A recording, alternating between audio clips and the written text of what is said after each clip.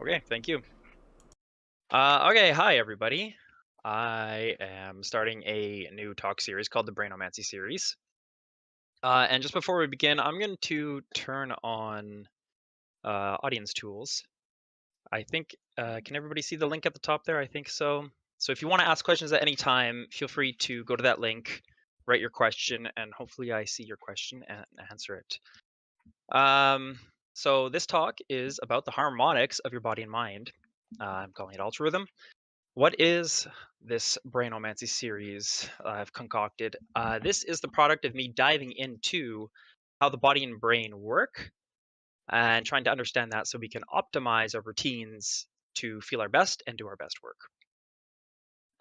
This is where I'm going to consider my second favorite question, and that's how.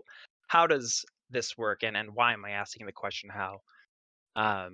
So when we understand what is happening and how it happens, then we can learn to manipulate these processes and use them to our benefit. So let's dive into the most granular level we can. A little quick overview. So our bodies are regulated by rhythms, as we may know. So there are a few types of rhythms. There's the infradian rhythm, which is a cycle that lasts longer than a day. There is what most of us would already know of the circadian rhythm, which is about a day. And there are ultradian rhythms, which are less than a day. And an example of that most people might know of is our sleep cycles, which run in a cycle of about 90 minutes. So, how can we understand these cycles and our rhythms and work with them rather than fight with them? Turns out, just like our sleep cycles, our waking cycles run in 90 minutes as well.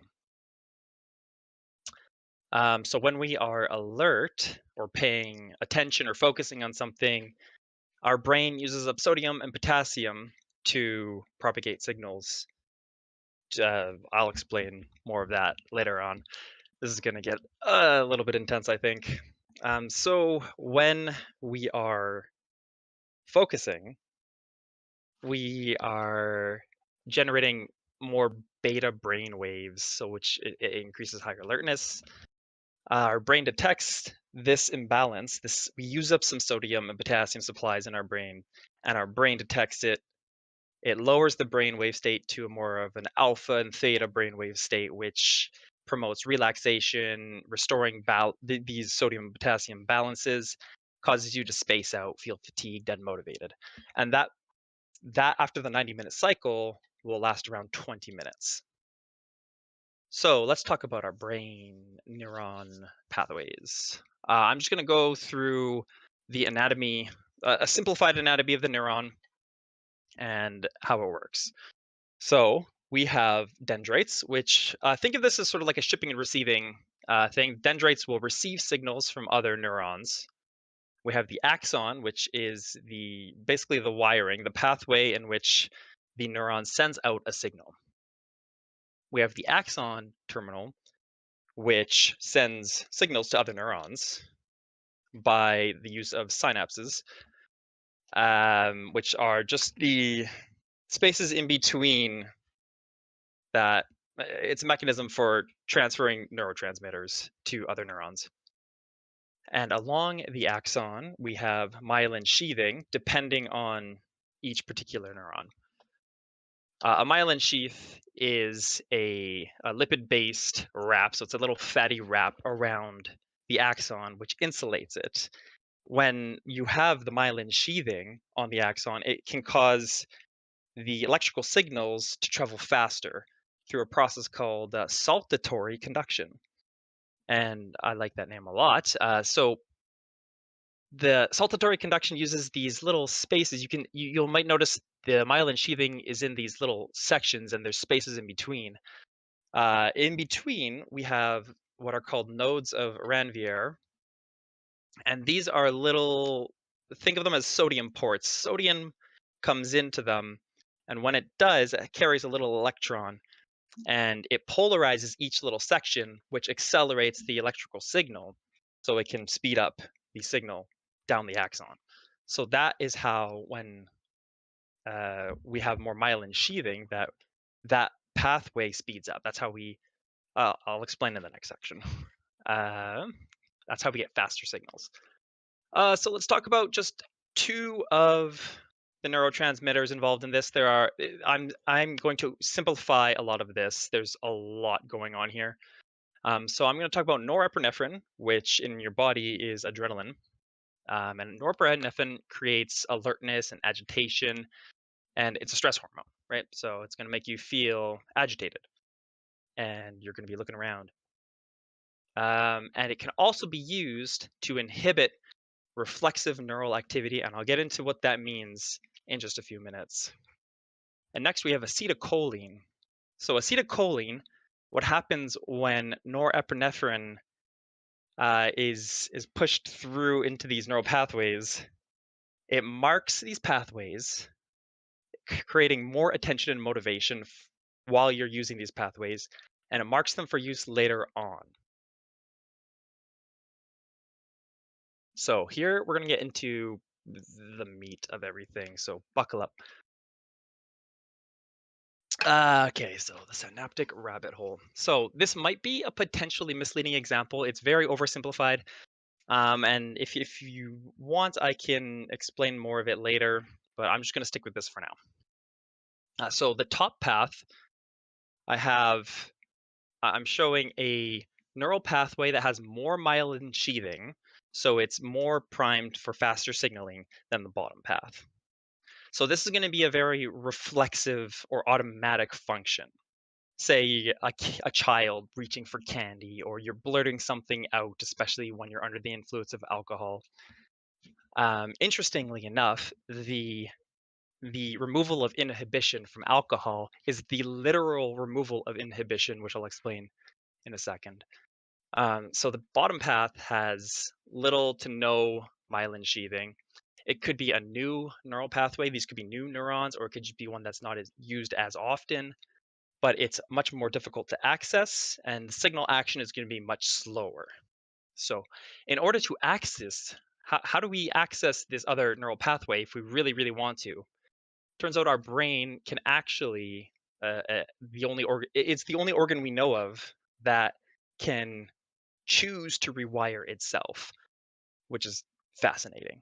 How do we do this? How do we change our behavior? Or what if we want to do, or what if this pathway could be used to build a new skill? How do we strengthen that pathway to make that more automatic and reflexive?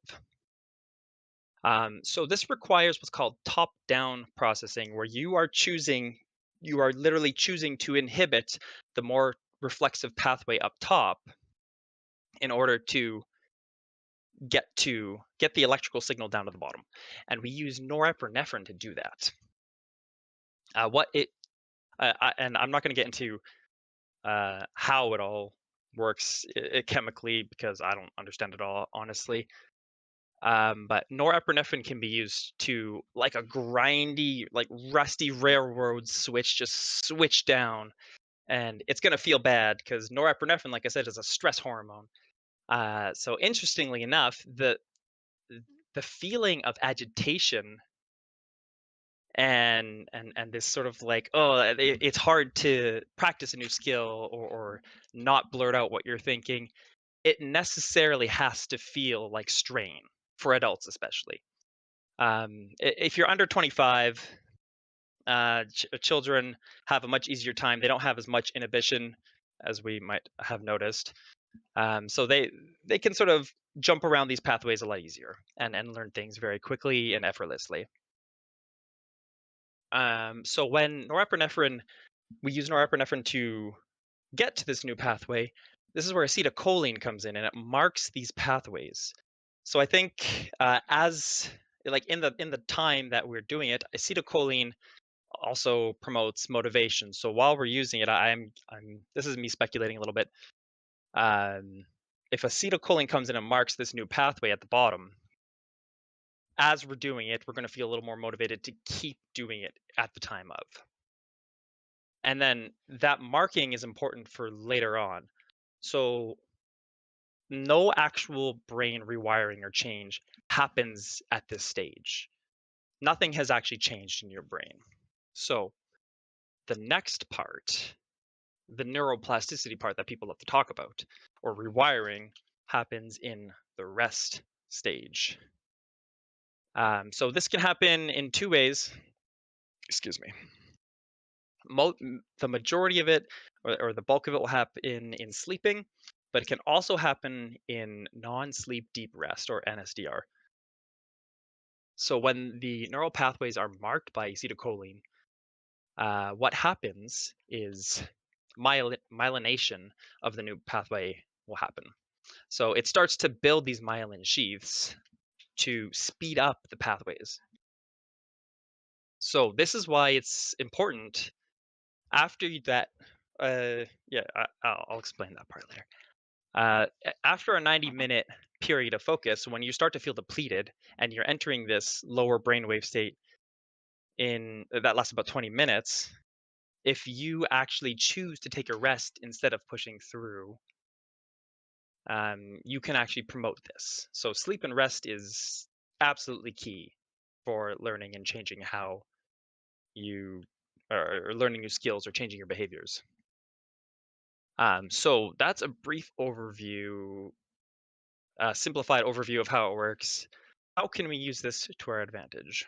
I'm just gonna kind of summarize those two modes. In the 90-minute focus period, I'm going to call this grind mode, where you're toiling away at one task. You're setting your brain in one dark corner and just tackling it. And then afterwards, if you choose to actually rest instead of push through, you go into chill mode, which I'm a big proponent of letting your default mode network do things. Just sitting back, turning your brain off, and not actually turning it off, because you're letting your brain do its thing. It's very good at it. And I like to call it brainy Appleseed, is running around scattering ideas throughout my brain.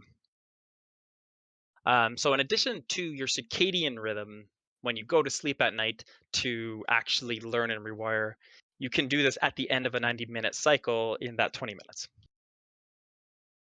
All right, so how can we practically use this to utilize our 90-minute, 20-minute cycle?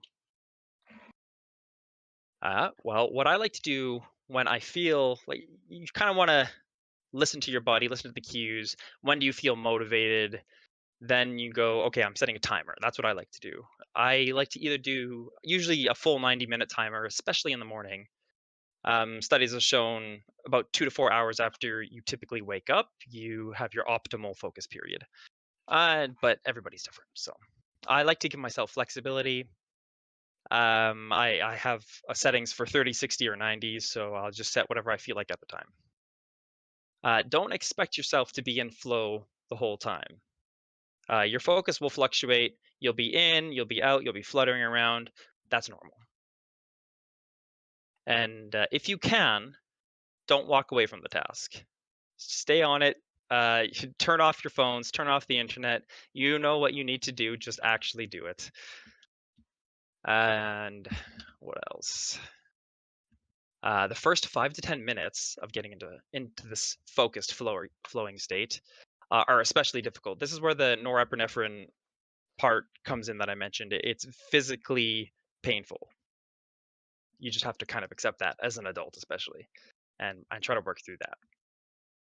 I mentioned control your environment already, and listen to white noise or a tone at a low volume, and it creates a more optimal brain state for learning a workflow. And a fascinating study that I learned about is if you listen to a specific tone while you're doing a task or learning a new skill, and you listen to the same tone while you're sleeping, in when you're in deep sleep, it's almost like a Pavlovian response, like a reminder for your brain to remember that thing. Fascinating. So people, when let's say they listen to French overnight, um, maybe a little bit not the best way to do it, but if you're listening to something while you're learning something and listen to that same thing again, it will cue your brain to try to strengthen that pathway. Another quick thing I want to mention is we actually have two attentional spotlights. We have a focused and a diffused one, and you can overlap these. If you look at something, and this is called false focus, if you look at something but you're actually paying attention to something else off to the side, that's how you can notice your two attentional spotlights. And in terms of white noise, do what works for you. I often like to have just high energy music pumping into my headphones right in my ears. Um, Everybody's different, right? So, the end of the cycle when you feel fatigued and unmotivated. If you try to push through, this actually triggers a fight or flight response. You are going to have a degradation in logic and focus, and you are going to feel stressed and anxious. So, just don't do it. Just take your 90 minutes, then rest for 20. You will pay the price throughout the day. And if you've ever ended a work day and you just feel completely trashed, that's why. All right. So, I'm going to say it again. Rest throughout the day. You're going, Steve, I don't know how to relax. Nap. You can meditate. I like to just sit in the sunlight with a cup of tea or a snack. Even if you don't want to move, just look away from your work, turn around, just chill. Do something that doesn't require focused effort for 10 to 20 minutes. And hopefully, if you've actually managed to do that, it will help restore that sodium and potassium balance in your brain so you can do more neural activation for the next bout of 90 minutes.